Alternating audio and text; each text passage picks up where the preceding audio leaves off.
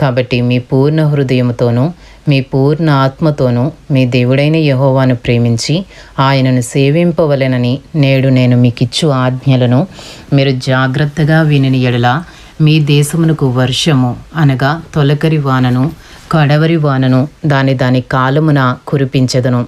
అందువలన నీవు నీ ధాన్యమును నీ ద్రాక్షారసమును నీ నూనెను కూర్చుకుందువు. మరియు నీవు తిని తృప్తి పొందినట్లు నీ పశువుల కొరకు నీ చేలయందు గడ్డి మొలిపించెదను. మీ హృదయము మాయలలో చిక్కి త్రోవ విడిచి ఇతర దేవతలను పూజించి వాటికి నమస్కరింపకుండా మీరు జాగ్రత్త పడుడి. లేని ఎడల యెహోవా మీ మీద కోపపడి ఆకాశమును మూసివేయును.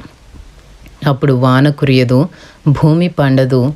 యెహోవా మీకిచ్చుచున్న ఆ మంచి దేశమున ఉండకుండా మీరు శీఘ్రముగా నశించెదరు. కాబట్టి మీరు ఈ నా మాటలను